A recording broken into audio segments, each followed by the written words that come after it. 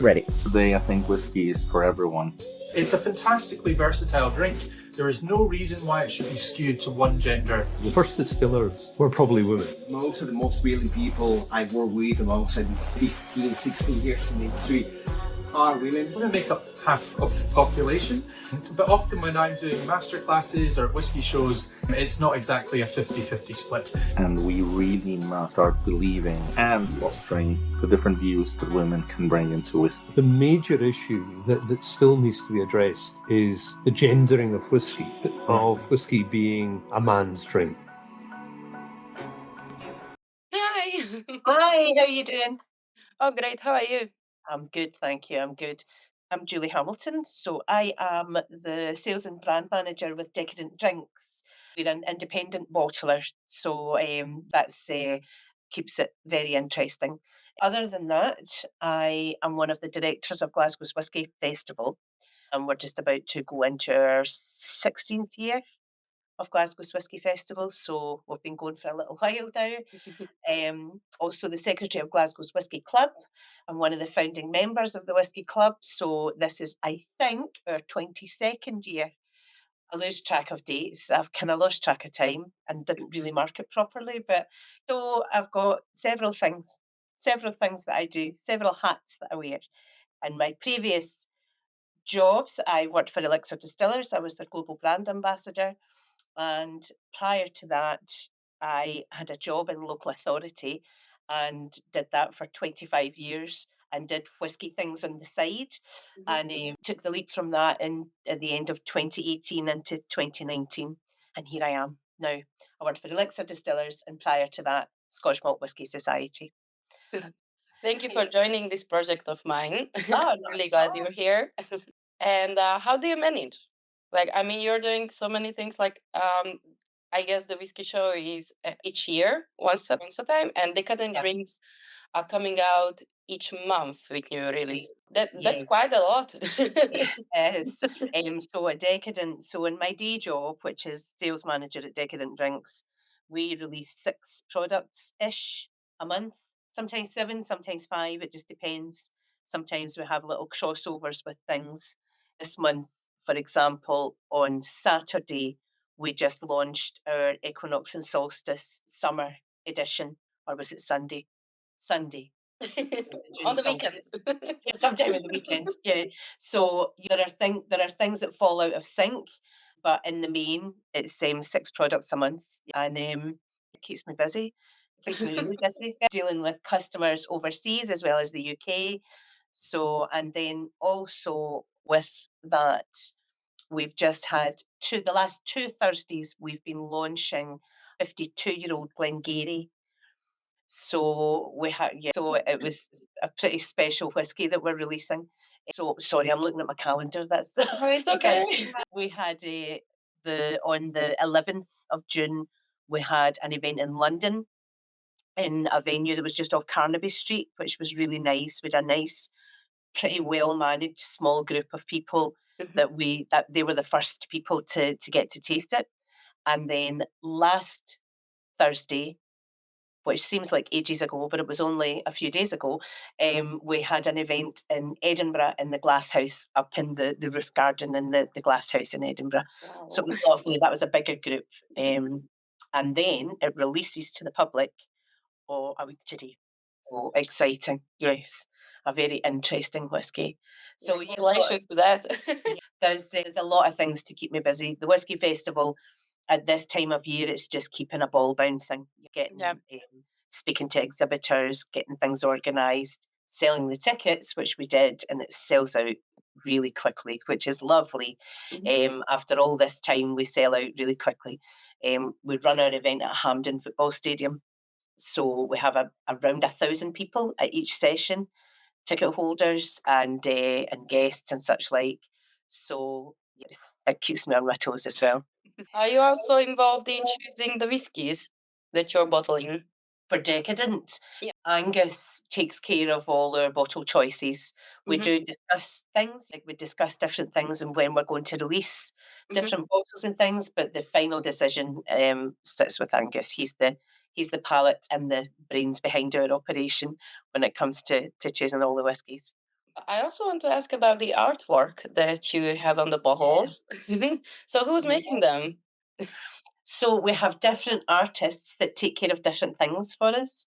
So our Whiskey Land range, which is our high-end whiskies, which you can see just behind my head here. These are done generally. There are three artists that do the artwork for that, and it just depends who like who Angus feels the pitch sits best with. Mhm. We have decadent drams, so that covers all spirits. So we bottle French spirits and rum. So cognac, Armagnac, rum. We've had Calvados and Pinot de Charente and different things like that that we bottle under that label. And again, it's just the pitch that Angus chooses where that label sits. So one of our artists, Kat, she produces beautiful painted artwork. Rob does more digital, but digital paint Yeah. as well. And we've got another artist, Axel, our own in-house marketing, Craig. He's also doing labels for us. So quite a few different people. But then the Equinox and Solstice range, which is the one that we released on the Equinox and Solstice dates across the year. This year we ran a competition with Glasgow School of Art, and we had young artists enter that to win the opportunity to design the labels. So it's 4 labels, and the brief that they're given is you show us what your interpretation of the seasons are. Mhm. So over the years, we've had different artists doing different things. We had a girl from Skye who did it was kind of abstract. Her painting is almost like weather. It's the only way I can describe it. It's just like storm and looking out at landscape, but it's very abstract. Then we had Lily McRae last year. She's a young Glaswegian artist, and her stuff was beautiful. It was all pinks and purples. Different artists for different brands is Yeah. really what the answer to that is. And sometimes we've got guest people. So a friend of Angus's works with glasswork. So she did one of our whiskey lands. It was a couple embracing and with a kind of sun rays behind it. It was beautiful. A piece of glass art. So this year, the Equinox and Solstice artist is called April Lanigan, and she is at Glasgow School of Art, and she was our competition winner this year. So she won prize and the 4 labels, and we give her a set of the whiskey at the end of it that she gets to have all of the 4 whiskies together. She does beautiful things with her artwork. She creates clothing and like fabric from her artwork and makes she's got this beautiful corseted dress as part of her collection, and so her stuff's been really nice. So we've done the spring and summer, and then she's still got the autumn and winter ones to come. So that'll be lovely to see that when she completes them all. It's nice to see them all as a finished set at the end. Oh, I'd like to get a link for that. I mean, let me see the dresses. No, I will do. I'll send it to you once we're Is the finished. art for sale as well? Not right now. It is something that we've been looking at though, because I think that would be a nice thing for people to be able to buy. We've looked at different ideas over the years, like making a set of postcards available Mhm. or something like that. And we've not quite done it yet, but it is something that we would like to do. Because like I can see it working out in a way like somebody's got like your spring bank and they could purchase the art that's on it because Yeah. obviously you cannot. I mean, if you're into whiskeys, you are getting rid of those bottles at some point because you just can't store them. That's Having true. that painting, it would be really nice, I think, to think Yeah. back about the bottles. I did like Pokemon cards, I call it. Okay. So Yeah. each distillery has it like its own photo, and then you have like everything about the cask itself and the maturation, and then you have something about the distillery, and on the side if they won any awards than those. And I made Mhm. it just because they would they would have something that lasts since we are bringing in mostly single casks as well. So Yeah. like to have something to collect. each time I go to the warehouse, if there's spare labels, they're all over my house, like just and I'll just tear a spare label and take it with me, and sometimes I stick it to a notebook or whatever. But yeah, it's lovely to have them all. I should really think about that, shouldn't I? Do that. Put them all up in my office somewhere, all Yeah. the different labels that we have, because they're lovely. When you see them all, collections of bottles, it's really cool to see all the different styles that we do. So yeah. And how is it like to be one of the CEOs, or I think you said CEO, and like if I remember correctly, for the whiskey festival. So how does that work? Yeah, so there are three of us that run the festival. So Mark Connolly and Thomas McDonough are my two business partners for Glasgow's Whisky Festival. Thomas's dad was our partner and then very suddenly passed away. But before he passed away, he had handed his side of the business on to Thomas, and Mhm. he stepped into to the position really well. So it was good. That was I think that's been 3 years now that Thomas has been with us. So yeah, it's it's great. I love it, and I love being part of it. It's such a good event, and we work really hard with the exhibitors to make it. So this is from the people who arrive, for the people who come, ticket holders, they come, they get a glass, they get a bottle of water, and they get a program that tells them where everything is. Mhm. And then they go, and that's them for 3.5 hours. And once they've done that, they're happy. We look after our exhibitors as best we can. So we feed them periodically throughout the day. I hire 3 massage therapists that come and do neck and shoulder massages at half Wow. time in between the 2 sessions, and we give them some food and a little beer and things like that, like, just to try and make it as nice as possible for everybody. So I think when people are happy, when exhibitors are happy, then that pushes out into the crowd and everybody's having a good time. It means that there's nothing worse. I've worked in festivals before where you're just so miserable because it's cold and it's too hot and they don't give you a bottle of water or they don't Yeah. we've all taken our experiences in the industry and brought that in to make that as kind of as nice as possible for all the people that come and work with us. It's really good and it's a great atmosphere and it's hard work behind the scenes and it's really tiring because I work full time as well, but at the same time, it's less pressure because it's something I love doing, Mhm. and I And do think you do that makes the any difference. programs there? Because I'm going around on whiskey shows in Europe Mhm. because I care about it. Like my company's site is also like a whiskey blog. Whether I sell them or not, I go, I try, and I look and I learn, of course. And so I've seen in Hungary they used to have like drummers. In Prague, I've seen they did like a proper dance and with the kilts and everything. Do you have something like that there? We really don't. We have 3 suites that people can move around, and we're Mhm, at the National Football Stadium. So the suite in the middle of the building overlooks onto the football pitch. mhm, And we have the foot well, it's in November, our event's in November, so we have the pitch lit while our exhibitors are in, and we've got a big sign, like, on the note the announcement boards, we've got our yeah, logo and different things like that, so we don't have we don't have people singing and dancing mhm, as such. For our 10th anniversary, my friend piped each of the crowds in, so he played the pipes out at mhm, the top of the stairs for everybody coming in the door. In fact, I was in Zurich in November for the Music and Whiskey Festival, and they had people playing. They had a band playing, a bagpipe band playing kind of mhm. intermittently throughout the day. It's hard to compete with that when you're in exhibit. Like I was in Austria and they had bagpipes there as well, and they just didn't like it. Like the people there, they were like, "Oh, it's so loud and everything." And I was the only one You, like, "Please, someone like do an yeah, applause for them," because they were like, "Let's try another song." But it was really loud because it was a yeah. small event. Well, they actually I think they kinda moved around in the suite in the venue.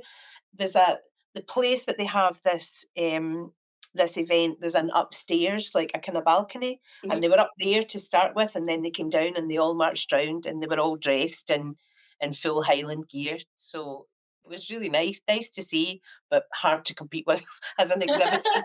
Kind of shouting over the top of everything, but so no, we don't do that at ours, but we provide plenty of whisky stands for them and the football stadium that they get to go and have a look out at the pitch. And the food and all the hospitality Yeah. providing, like, that's unheard of around here. So Yeah, sometimes you can't even purchase food when you go there, and it's literally from like 2 till 8 or 10 ish, I know. and there's Yeah. no food, and I was just like, we are calling for diabetes or something. Like, Yeah. I had a conversation with someone actually again in Switzerland, and I said, "Oh, my whiskey show is 3.5 hours long. The sessions are 3.5 hours," and they were like, "Oh my god, like that's no time at all. It's not." And I said, "No one pays for anything once they come in the door. Mhm. They don't pay any more money for whiskies. Like they get a glass, and they were like, oh my god." So They you don't don't do tickets? we don't but so we pay you pay for a ticket, you pay an entry ticket, Yeah. and then that's it. So Oh, you don't okay. pay by the dram. So there's a lot of shows that you pay per per dram. We don't do that. So the kind of UK model isn't like that, where people pay for every single whiskey they have. Mhm. They pay a nominal sum for a festival ticket, and then that's it. So the person I was the Swiss guy I was talking to was like, "Oh, okay, now I understand why you have 3.5 hours. If it was for 6 hours, that would be chaos." Like in here, for example, I haven't seen it with tastings because you do have different customs. Yeah. Because like in here, 6 drams is like the top. Yeah, During a tasting, and they would have like cheesy scones and stuff like that next to it. In like Austria, they do more. They do more. mm, 8, 10, 12 drams, and yeah, for a longer period of time as well. Mhm. I guess. I hope. They do their own fries. So like I was just like that's good. Like fat potato and lots of whiskey. That's it, and it's just a different model, isn't it? I think Yeah. there's different ways of doing it. I was the other week at home. I was with my friend, and we went to it was a Scotch Malt Whisky Society tasting, and it was over in this little deli, which is local to us. So it was cheese and charcuterie and whiskies as well, which was a really it was quite different. Normally we just dram. We just drink whiskey. That's it. Whiskey and then maybe a beer on the side. But it was a nice way to do it. It was good. We do also like pairings in restaurants and stuff, but I really do prefer the ones that you just drink, to be honest. Yeah. And I have something neutral on the side, and then pairing with foods. Although, like you can have a play with it, I guess. Like That's it. I'm really young in it, so just learning my way. And you said that you got a whiskey club as well. Yes, Glasgow's Whisky Club. And So how's that? now it's great. So our whisky club now is it's been going for a long time. So Mhm. when we first started, there wasn't a whisky club in Glasgow. Really, whisky clubs were places like Scotch Malt Whisky Society, and it was all kind of wood paneling and leather sofas and men with tweed jackets and patches under their elbows. It was quite. We did something a little bit different, and we started in the Pot Still bar in Glasgow, Yeah. on the mezzanine level in there, because there was only a few of us, Mhm. and we brought the same whiskies out each month. Like it was just an opportunity for people to get together. Mhm. And over the years, the club has grown, and now we run twice a month.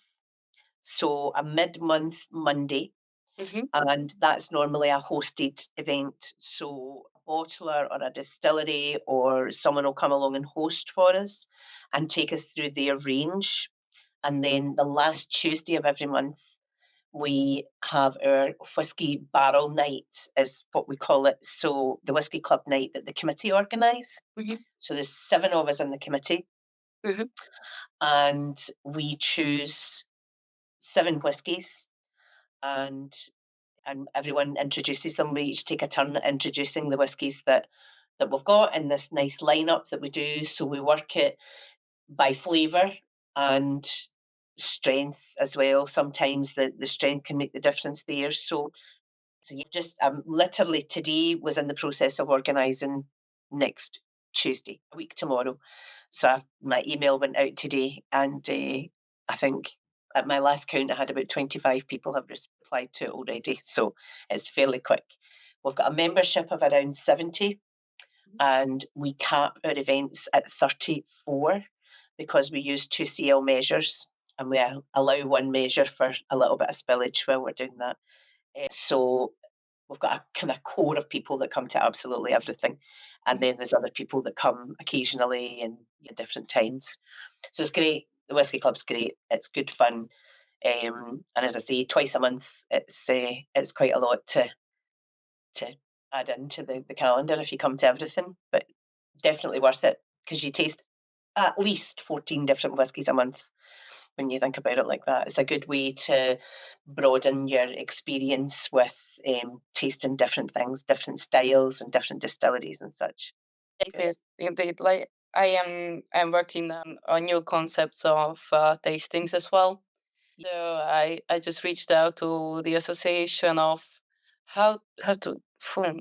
It's in Hungarian, so just Okay. well, it's for blind. No, it's for deaf and So people with impairments, like for yeah. I literally want there's someone who knows the sign language, and the other one I'd like to make a blending session nice. with people. So we put them. I'm not sure if I'm keeping this in though. Sometimes we taste a few drams and we're just like, yeah, it's not really, it's missing this, or for me, for my Yeah. taste. Like, this is a great single malt, but it would have been a better blended scotch because it needs some sweetness, some of that Yep. creaminess in it, I Yep. think, because it cuts really too, like it's too harsh. So we'd like to make a tasting. And create your perfect drum. Yes, yes, That's and it. just mix any distilleries with any, just like Yeah. be like kids. Absolutely. That's what all these master blenders are doing. They're using lots of different distilleries in their whiskies. And that's where there's so much skill involved in that as well to just get that right. It's lovely. I love doing blending sessions. You do them Yeah. too. I've done participant, not I don't run them, but as a participant, I've done several of them. My favourite one was the Springbank barley to bottle one, which Mhm. was fantastic. That was really good. Thoroughly enjoyed that. And then we did one, a Kilkerran one. There's a group that I get together with, and that's like on a personal level. I get together with a group of people from all over Europe, and we meet in Campbelltown every year in January. And we have like phenomenal whiskey tastings. Like we've got guys within the club that are collectors, and they've been buying things over the years. So we've over the course of time, we've done things like all of the local barleys. We've done the wood series. We've done society bottles. All these different things. Just really fabulous. Like I'm very lucky to have that group of friends. And we do stuff with Springbank as well while we're there. So last year in January rather, it was focused on Kilkerran, so lots of different Kilkerran things, and it's great. I love it. Love getting together with them. Those guys are good. I love how you like we just say Kilkerran. So how you say it, it's a new way. So I need to learn this. I was thinking about making like an ABCD kind of thing where I ask Scottish people to say the names because like I just heard so many times. I heard Kolaila, Kol Islay. I heard so many things like Uh, in your mind to get to what are they saying. But in here, at least there's no hate. Usually there's no hate. They're just like, I'm just glad you them. if you can make yourself understood, that's all that matters. I Yeah. like it when people correct me when I'm overseas and they correct me on how to pronounce Scottish distillery names, and I'm like, "Yeah, that's not how you say it." That's it. We we do catch people out with different things. It's hard. Sometimes Scottish people don't manage to pronounce it properly as well. It's sometimes they're really hard. We were talking earlier on about a thrusk, which is written as Yeah. Auchro, right? Yeah. A thrusk is how you say that, and it's like, how would you Oh, I'm not gonna say how I used to say that. Thrusk is how you pronounce it. Okay, I I know. went into like totally something else. Of course. Of course. Someone down south spoke to me one time about Auchentoshan, and they said, "Oh, I thought it was Oshantashan." I Oh thought that, no! and it really tickled me, and I laughed, and I thought that's terrible. I'm laughing at this person, but Oshantashan, But it's nice. that's someone from the UK. That's Yeah, not Scottish, mind you. To give them that, they weren't Scottish. I had the kind of the same because Hungarians say for S sure. When I heard first time an Hungarian saying Mitsubishi, and so you go to Europe as well a lot. I go to Paris every year for Whisky Live Paris. We normally go and we do the VIP area at Whisky Live Paris, which is upstairs, which is lovely. It's a nice, really lovely event to do. I have been in Switzerland already this year, and I'll go back again in November. I think that's it. I think this year I'm going to go to Canada in September. I'm going to go over and see my Canadian importer and do some work with him, go and visit his customers with him and do some tastings. But yeah, I think that's it. Again, I'm looking at the calendar at this side. You get to. I know. Oh, I've got more than that. With a place with different things on them. It's mainly been London, Campbelltown, Mm. Edinburgh. So there's a lot here, but Switzerland and Paris I'll be doing this year. I'd like to get over to do more and go and see more people, but it's busy. Yeah. Just getting the time in between it all. For me too, like I was getting ready and getting all these like corporate messages from everyone, like from Germans to people from here. From I want to do a collab with beers and drams Yes. in the summer because in here it's off season during the summer with whiskies, Okay.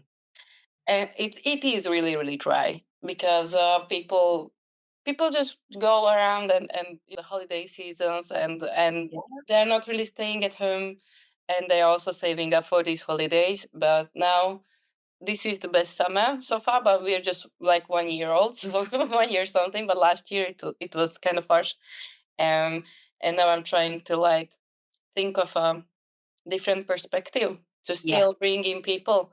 So if 6 drams are too much, let's try handcrafted beer and pairing it with different types of Yeah. with them, like probably like half a pint just or something like that, and some Yeah. good food, so they won't lick the concrete after the tasting. The thing is, with doing it like that, you're possibly going to attract people that aren't necessarily whiskey drinkers, Mm. that are beer drinkers, or they're going along with someone and then they discover whiskey through doing tastings like that. It's always an interesting perspective. You could do different sherries and match them with sherried whiskies Yeah, and bring in sherry fans because they would see then the differences in the whiskey. And there's there's so many great ideas. People have got brilliant pairing ideas. but are Um, there any sherry fans? Because I never actually met so many of them in here. well, Like we've they got would go for the like me sherry casks once. They would uh-huh. go for like a matured whiskey or like any other spirit, but I never actually seen people drinking sherry. Yeah. Yes, there are people. They're out there. So, It's interesting if you can find different whiskies that have been matured in different types of yes, sherry, and it's clear what the different types of sherry are, and then actually have that type, and people can then find the nuance between the different types in the whiskies. It's there. Years ago, Tomatin did a series of four. It was called Quattro, and it was Fino, Manzanilla, Oloroso, and Peat. And we did that tasting with our whiskey club, and we got someone from the Good Spirits Company to come, and they brought the sherries, and it was the first time I'd ever tasted chilled Fino sherry. mm, And I was just like, "My God," I just discovered something that I'd never tried before. My experience of sherry had been my old auntie and what she used to drink, and was kind of blowing the dust off the screw top bottle. mhm. It was a really nice experience and learning about sherry as well as the whiskey. So yeah, loads of different things. I guess you do have to learn about them to know how they work with the spirit. Yeah. I do that a lot as well. Like I look into it, the recipe, the maturation of that itself. We really went into Manzanilla actually last year, but Yeah. I never tasted Manzanilla itself. But I went for finished whiskies and fully matured one as well. I wish Yeah. there was more of that. With hindsight, isn't it? And you think you go back to get it and it's gone. That's Like single casks. that's the downside of the single casks. Hmm. You can't often repeat it, but You get yeah. nice memories, and you always get to look out for them. Well, that's right. And then the thing is, you look out, particularly with, again, going back to independent bottling. Yeah. If you start to watch that bottler, and if they've got a preference of what they use for their whiskies, there'll always be something else will come up that Mhm. you'll be interested in. Do you see any visible or even non-visible aspects of being a woman in this industry on your side? Yes, yes, and no. I always I kind of struggle a wee bit with the narrative that it's all negative, because it's not all negative. Yes, true. There's obvious negativities, like we have to prepare much more for events than men do. We have to be ready. So, an example, when you asked me if I would do this, and I was like, can you send me the questions beforehand?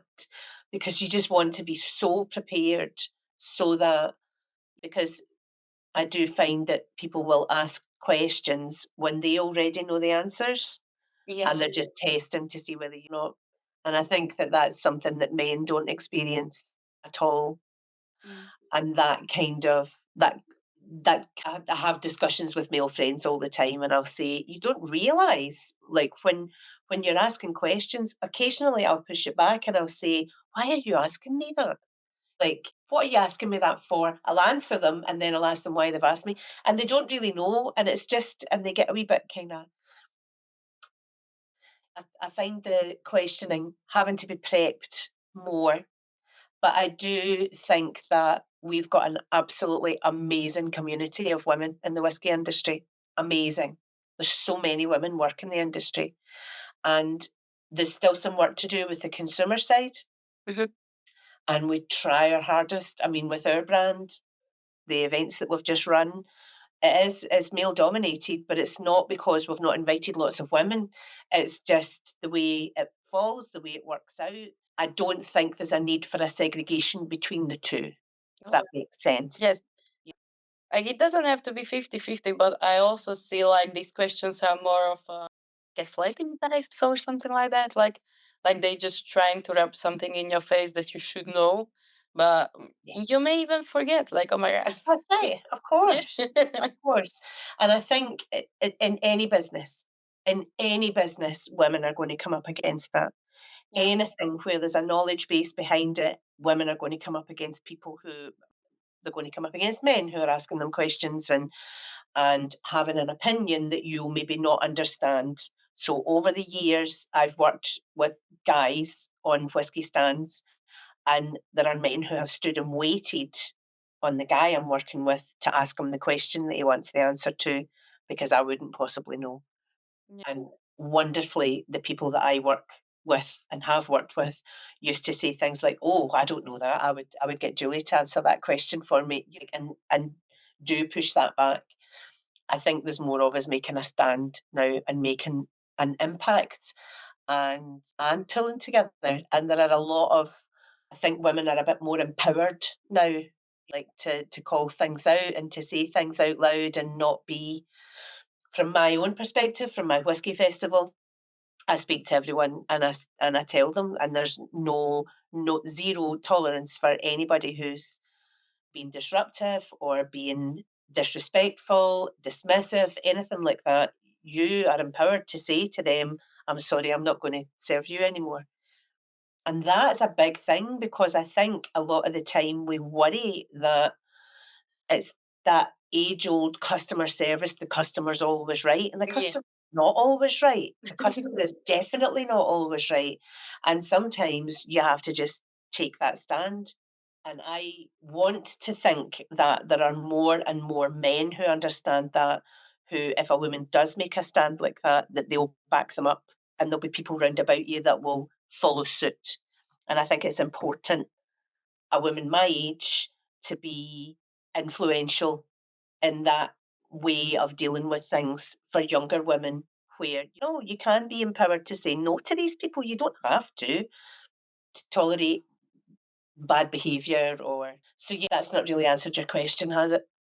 No, I did actually. I did because I had these and I pushed back, and then they were like, "Oh, then I'm gonna give you a bad review on your website," and I was That's just fine. like, Thanks very but the much. thing is that you have to buy from me and to register on my website to give me Yeah, the review.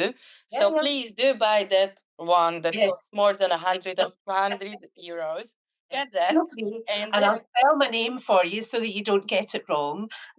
And no, my name, and no, then no, what no. you I mean, get. that's what if you say that to them and just say, because I've said that to people, I'll give you my business card so that you've got my name and you won't mix me up with anyone else. Yeah. So that you know who you're complaining about. That's me. That's me there. It's got my email address on it, and you can get in touch with me and push it back. Yeah, Yeah. I do think I worry sometimes that there's this kind of there's a line in the sand, like that. I think as long as people don't step over it, it's okay, and you can cope with things. You can manage and listen to men will always know better than you don't. But any walk of life, any single thing you do, there's an assumption that men will know better than women, and we've got that challenge with everything. So translating that. Dogs at home. I'm sorry. We're the one fighting them. Of course, but the thing is that if it doesn't stop at whiskey is really what I mean. Yeah. So, like to have it as a woman in the whiskey industry, it doesn't stop at that. It can be about anything. So I think in all the other areas of my life that I deal with women being lesser and pushing myself forward is the exact same at work, exact same in whiskey. Whiskey's my hobby. Whiskey's what I do in my social time. It's a bit grim, really, because I work in whiskey and I do social things with whiskey, and I participate in my free time. I go to whiskey festivals and I go to whiskey tastings and such like. So I think maybe I'm in a different position in that sense, that I have less concern about a zero tolerance approach to it, because I do it with everything in my life. I mean, your career is well established. That one, like, that's for sure. Yeah. And I think that women helping other women is hugely important. Yeah.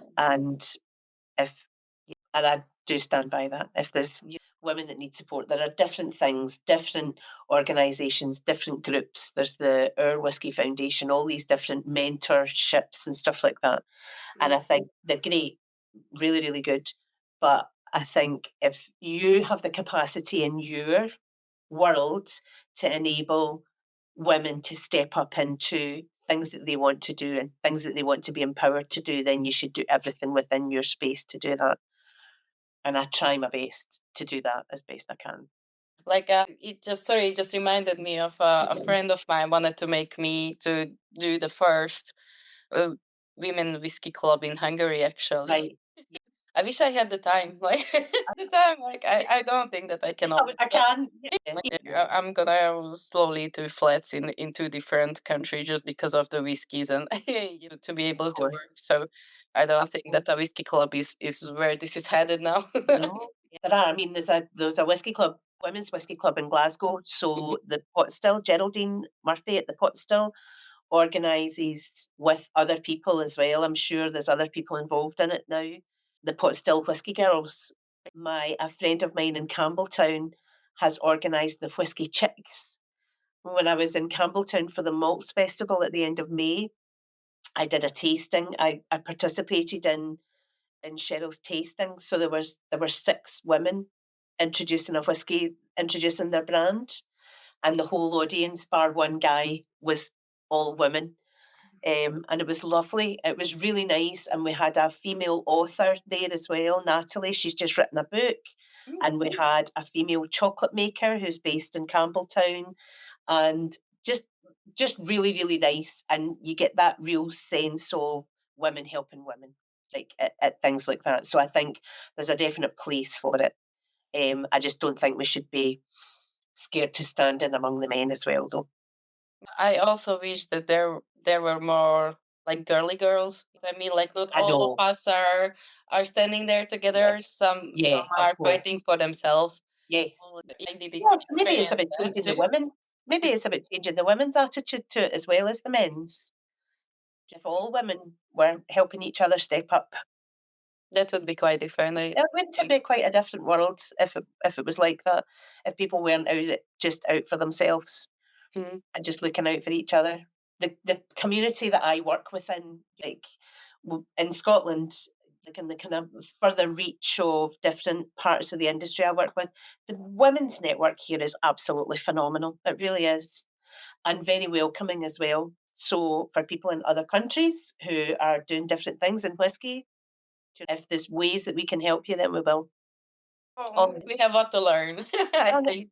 we've got a lot to share as well. That's the thing. You've got a lot to share with us, and we've got a lot to share with you. So it's Like in here, like pretty much it's this whole project started like the spark of it, the first one, because the second one was huge, but the first one was like I went to a whiskey show and and they just started speaking about women working in the industry, and they were like, "Oh no, there are no women." Like, what do you mean? And I said, "What are you drinking?" And he told me like, I wish I could remember which one, and I was just like, "Well, in the blending team, there is a woman. Like, I'm yeah, quite sure yeah, about it." And then he searched for it and he just put his phone away and I yeah. was like Rather than say uh, to you, "Oh my God, you're right." and I was just like, Yeah. so did you search for it? Yeah, yeah, like like tell me what happened there. And he was like, Yeah. they have, and I'm like, oh, did Yeah. it? Women everywhere. That I was Working in also like whiskey. I do think that we feel more in a tram than men. Yeah, Because of course. I would be Yeah. to my husband like, "Oh my god, this has this note in it. I don't like it." And I can see they opted for a fresh sherry, but they still didn't help it because something Yeah. there. Yeah. And he would be like, "Oh no, there's not." And then I would talk to other two women, and they would be like, "Yeah, I feel it too." Yeah. Like, yes, thank you. I'm Our not going palates crazy. are much better. Our noses are much better. More Yeah. attuned. I mean, it was Yeah. made for food, but for whiskey is good as well. You can use their skills in many ways. But no, you're right. It's there are a lot of women distillers, women blenders. Blending is an absolute ideal example, just with what you said there. Like women do have a better palate and nose, and it's a fact. That's not something that people just say. It's actually a fact that we're better at it. So we should get that on t-shirts, should we? Science says. That's it. That's it. Science has proved I'm better than you. Wow, that's good.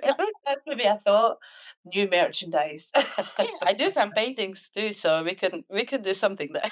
A big massive mural somewhere. Yeah, We'll just all stand in front of it.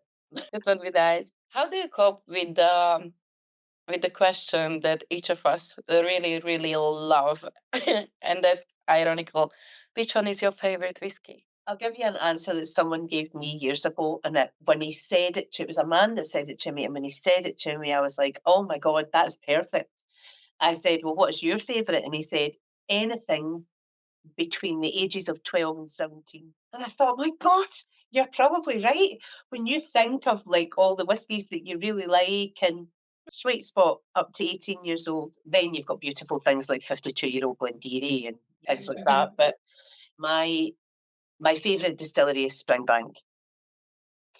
And it's not because every single Springbank is wonderful. There are some Springbanks that I don't like at all. I'm I not a big found some too. yeah, I'm not a big fan of heavily sherried Springbanks. For me, the sweet spot is around 15 to 18 years old, and fresh bourbon Springbank I just think is delightful. But then I have a favourite whiskey from probably every region. And then I have favourite whiskies for particular flavour profiles. And then I have favourite whiskies. So I would probably find the question, which whiskies do you not like, easier to answer than what my favourite ones are. Well, So yeah, but I'm not in the Springbank gang though. no, the Yeah. Springback. Yeah, Mhm. Once you join, you just can't stop buying and trying and stuff, and I'm really out for like Glen Elkin, Glen Lossy. Those are kind of my Spaysides are Glenburgie and Glentockers. The two of them are main the main guys in Valentine's, and they are just. We've got this month, a week today, we're launching a 38-year-old Glenburgie, which is just beautiful. That was actually what I took to Cheryl's whiskey chicks tasting.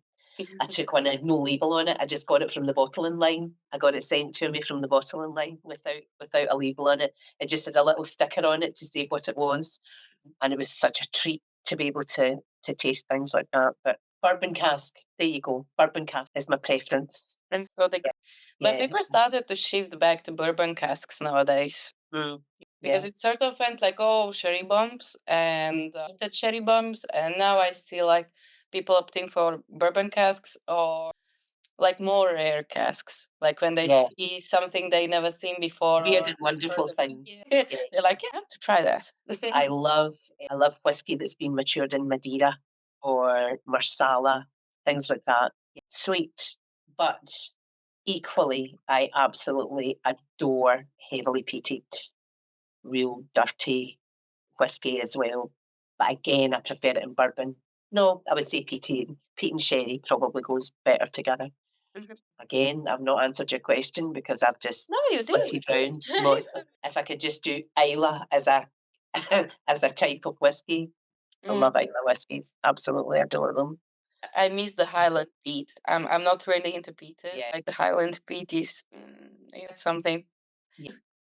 Well, if you have a spare £1,500 in your pocket, I'll give you £5 change for the Glengarry. So it is peated. It's one of the last kind of era that they were doing peaty whiskey at the distillery. So it's sherry and peat, but it's so subtle and just you would like that. Sweet. Awful expensive though. That's the downside. I recently heard from a person working in a distillery that nowadays there's something going about peat in Scotland, so you can't use as much as you could. There's a bit of controversy around about peat because it's a fossil fuel. I think realistically, there's peat's constantly renewing itself, Mhm. but it also is the peat that we're using to dry barley is like ancient and it can't be replaced quickly. But there's a hell of a lot of it. So I think there will come ecologically there'll come a point where they'll look for alternatives, but it's a big debate just now. Well, because I've seen like I've heard that some distilleries opted to use less and to try to use to broaden their minds as to how to make that flavor work without as Yeah. much peat as they used to use. Like I got surprised on that because that was the Yeah. first time I heard it and I was just like, oh my god, Yeah. oh no, what's happening? I know. No, It's I time to can't. collect the old ones. Like, I genuinely can't profess to know a lot about it, but yeah, well, eventually all things will have to change. Like and what do you think about rye whiskies? Or give me a second. So what do you add to blended scotch, please? grain whiskey. Yeah, grain. You're absolutely right. Yeah. So Do you like grain, those? yeah. Sometimes I go through little phases of liking grain whiskey. Sometimes I find it too sweet. Oh, then you're a lucky one. Sometimes I find some of them too sweet, like too butterscotchy and rye whiskey. I don't have a massive amount of experience with rye whiskey. There are a few brands that I do enjoy drinking. I'm not a massive fan of bourbon, Mhm. but again, there are a few brands that I really enjoy drinking. So it's not the category as a whole. It's just finding the ones that I like. And I would say that that's the same for rye. I don't know a massive amount about rye whiskey. Grain whiskey, I do like it, but it's at its best when it's old. Yeah. And although I have tasted exceptions to that rule, I've tasted some real wacky, crazy young grain whiskey that's been really super interesting. But in the main, you get it when it's a bit older. Sometimes it's a bit thin. I think that's it. Thin and sweet. I find grain whiskey. I do find sometimes like a bitter note in them. Okay. You know what I mean? Like Yeah. in some of them, and Yeah. and just like a little percentage of the ones that I've tried didn't have that in, and pretty much from there you won me over. You don't have it in. I don't know if it's like a burnt or something. I'm not quite sure what's the taste, but it's really really bitter, Mm. and I just yeah can't cope with it. Like even if Yeah. it's a 20, 30 year old, you have it in it. I mean, we've got, because of the whiskey club, I get to try lots of different whiskies, and grain whiskies will come up every now and again. So I would say that that's where I take the opportunity to try them, but I wouldn't go and seek it out. I wouldn't go and find a bottle to buy. If I came across something that I really loved, I would buy a bottle of it.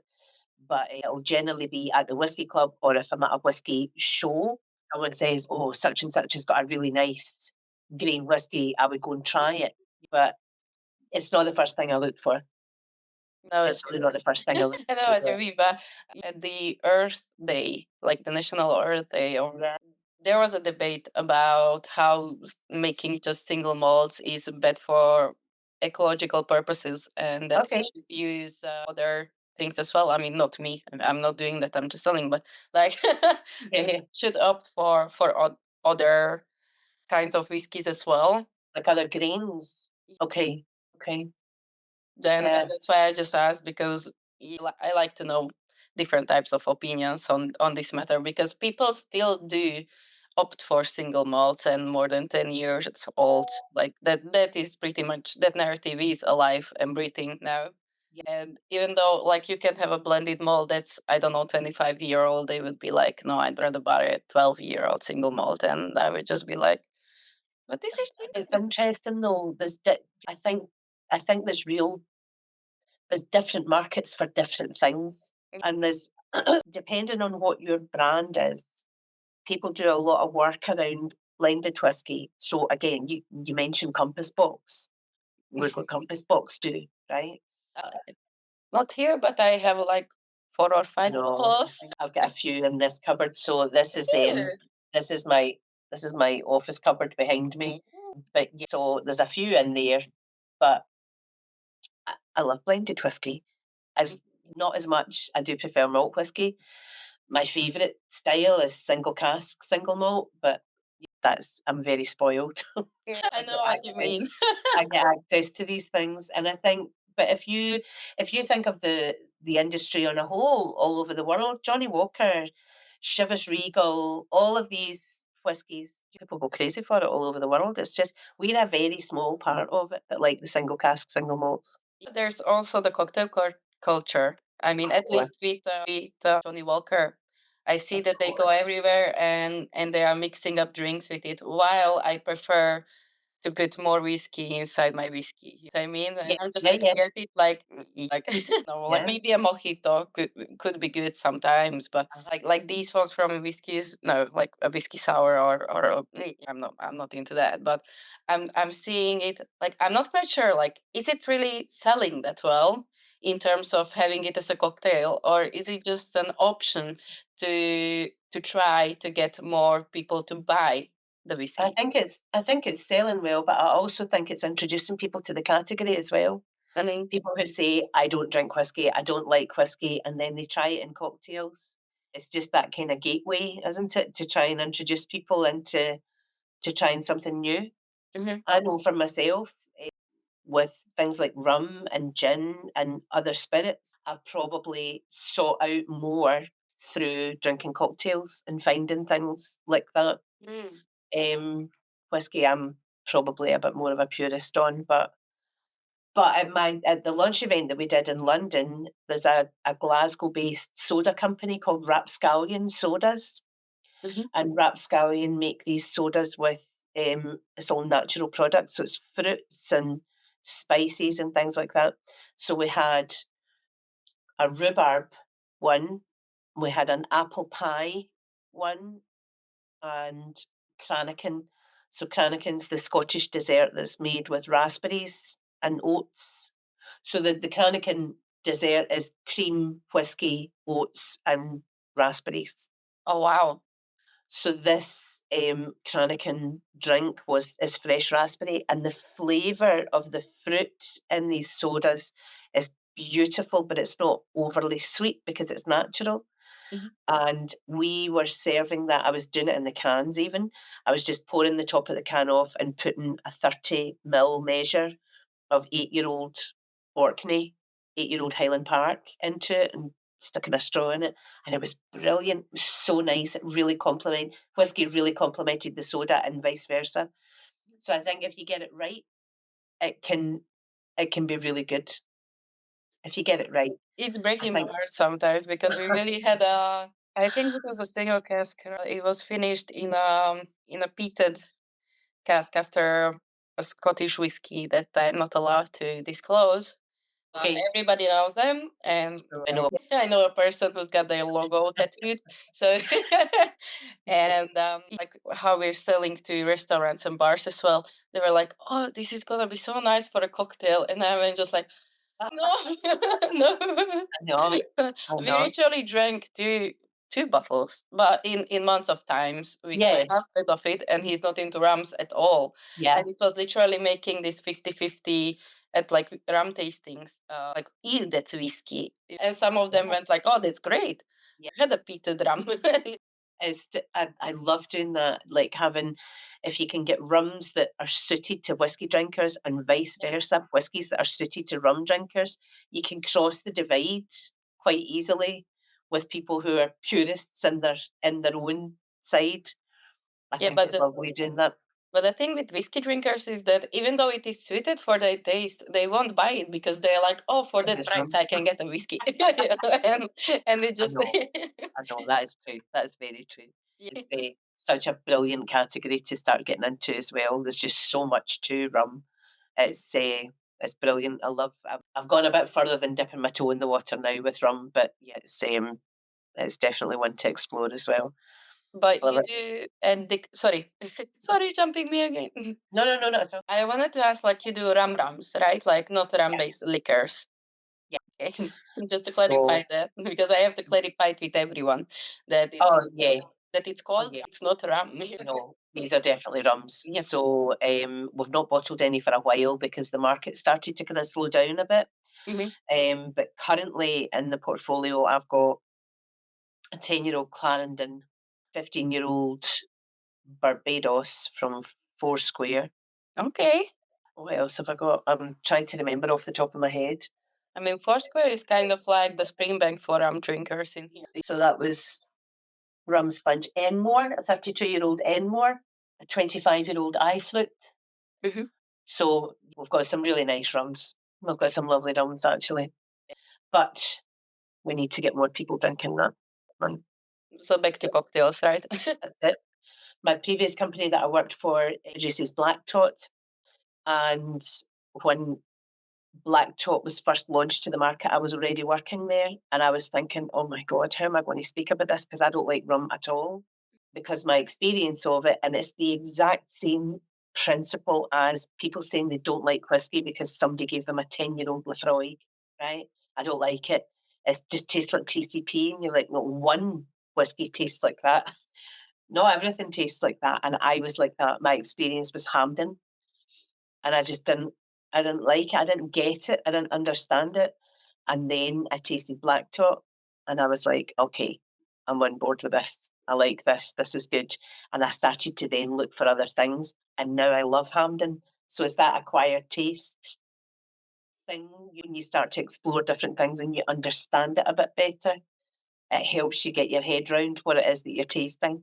And I like them all now. So a dangerous path to go down. I've got Yeah. enough. I know what you mean. Yeah. I had the same with Highland Park actually, because when I've tasted it first time Right. in Eddie, I was just like, the Highland peat was just like Yeah. so much there. And then Yeah. I tasted some unpeated ones, which was like new or like slightly peated. Yeah. And I was like, this is not even Highland Parky. Like, what am I missing? And then I had some of the old ones again, and then it just came together. Like those slightly peated ones have the same notes, but Yeah. just here the peat is quite pungent in it, and Yeah. Yeah. that's why. And now I get it. now I have the whole map inside my head. But with working with what I thought about it 6 years ago is a bit Uh-huh. different. Yeah. This is it, and your palate changes and adapts and moves in different directions all the time. So things that you start off not liking, by the time you're by the time you get to the end of your flight, sometimes you Mhm. like, do you know, it just depends. I think it depends on an awful lot of different factors. Mhm. Drinking whiskey. There are whiskies that you'll taste standing in the distillery grounds somewhere. Someone will give you this sample of whiskey to try, and it's just perfect. The company you're in, the weather that you're standing in, the distillery you're standing in, everything surrounding you, all of these different factors, and you taste it, and it's the best thing ever. And you buy it and take it home, and you taste it in your own house on a Tuesday night in October, and none of these factors count. And you think, what the hell is this? It's not what I remember. It's not how, because it's so like evocative, all the different contributing factors to it. I think I think that's what makes drinking whiskey with other people really cool. Like I Mm. also had one like freshly from a cask, and I was on a distillery tour, and I remember what the tasting notes were. But then, since it was quite young and they had to wait for it to be cold whiskey, Yeah, so it had to sit a bit. And then I tasted the one they made, and it was different.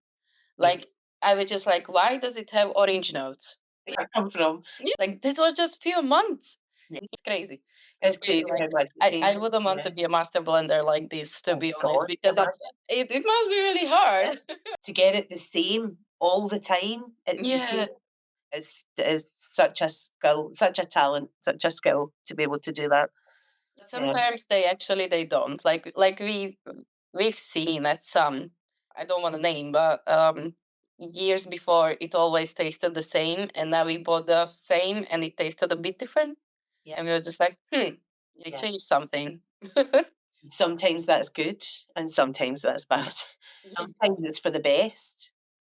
There are others. Yeah, there are particular blends that I used to drink in my much younger years. Used to drink, and they changed the recipe of it, and it's just killed it for me. And I don't drink it anymore because if I ever get my hands on old bottles, that's great. But it's interesting. But we have to move with change sometimes as well, because distilleries, a component part of a blend can go out of production. They can close the distillery and that's no longer available, and they have to adapt and go for something else to fill that gap. So I suppose it's working with what you've got, but I know what you mean. Sometimes it So, can. what would your advice be for a lady that would love to start to work in this industry, whether making her own whiskey show, her own whiskey club, or your daily job? Choose whichever, or tell us, please, about each of them as you see Yeah, suitable. I think that for a whiskey club, Mhm. starting off with a group of like-minded people, you're never going to explode into society with your new whiskey club, and it's going to be an overnight success. Whereas it's 20 years old, takes a bit of time, and you get people involved, and then they bring their friends, and it just kind of naturally, organically grows. So I think finding somewhere like a whiskey bar, a decent whiskey bar that's local to you, find someone like that has a bar that will support you, or a shop that would support you and allow you to use their space. And then you just build it and grow from there. And then word of mouth starts to, if it's in a shop or it's in a bar, people will start to talk about it. Do you see them up there? They're doing this whiskey club type thing, and you'll just slowly but surely gain momentum with that.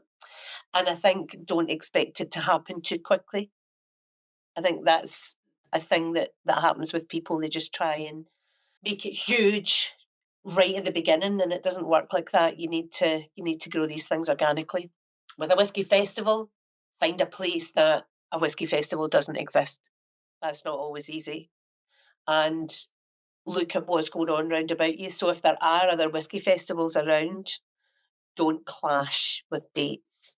Don't run a whiskey festival in the same date as other things. because if you take my company as an example, there are probably 3 of us that are available to travel to do whisky shows. So if there are 4 shows, we can only do 3.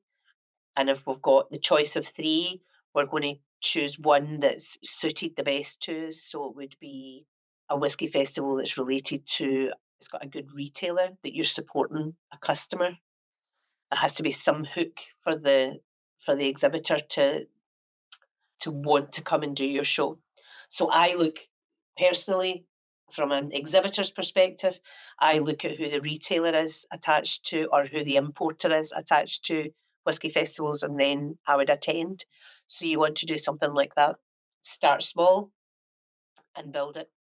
And for a job, I was, I don't think my experience is really the norm. My experience was enthusiast first and getting to know lots of people in the industry and starting to do different things. Mhm. The Whisky Club, that was up and running. The Whisky Festival, that was up and running.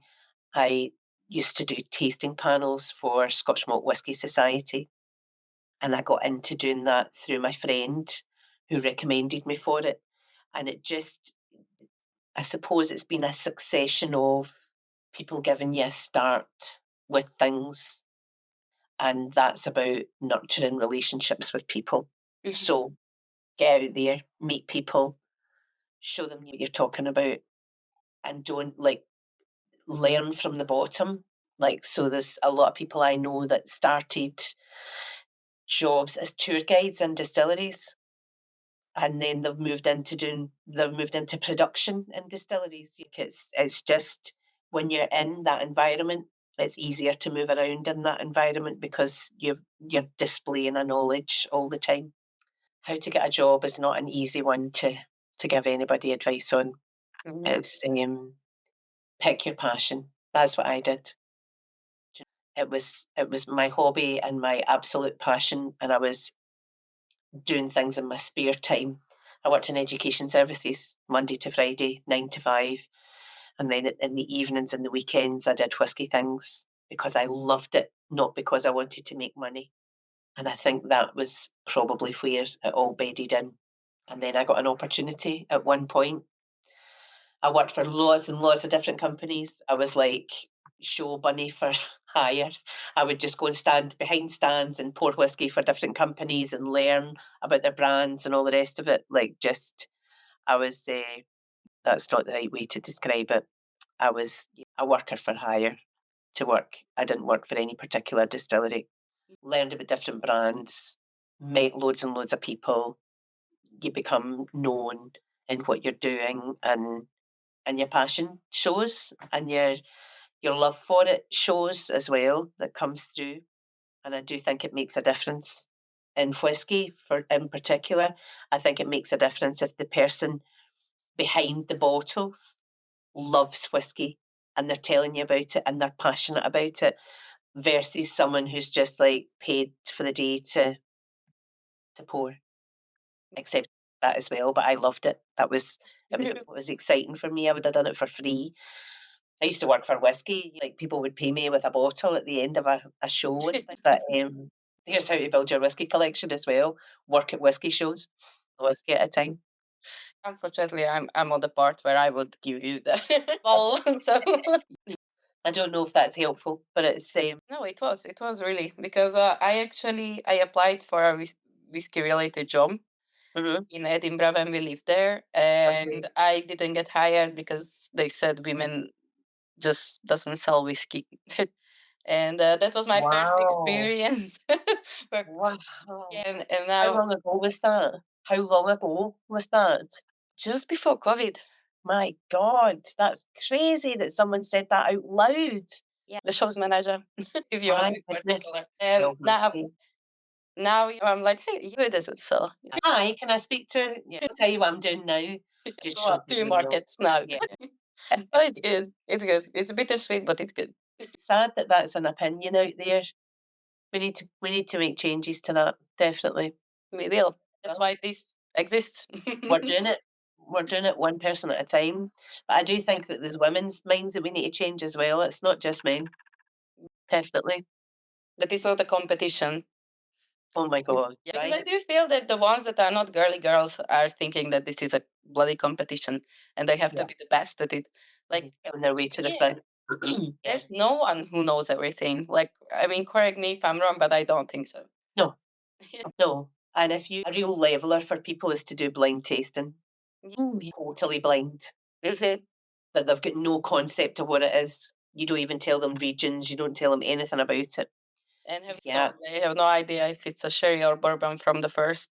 Yeah, it's a lovely way to do it. I love doing blind tasting. I'm rubbish at it, but I'm quite happy to be rubbish at it. I'm quite happy to say the things that I get. I'm quite happy to talk about the flavors that I'm tasting and smelling and all these different things. I'll never get it right what it is. Sometimes you'll just find something that you identify, but a lot of it people are working on memory. So people that tell you they can do it, it's not. I don't think it's So thank you so for participating in this. It was really really. lovely to meet you. It's Please been lovely visit chatting. me if you come to Czechia or Vienna or I mean Austria or but I'm mostly in Vienna in my free time or Hungary. Yep. I'm usually all over the place. Excellent. Yeah, Excellent. Good. Well, it was really lovely to meet you, thank you. and I hope we meet in person at some point. I'm sure we will. I'm sure we will see.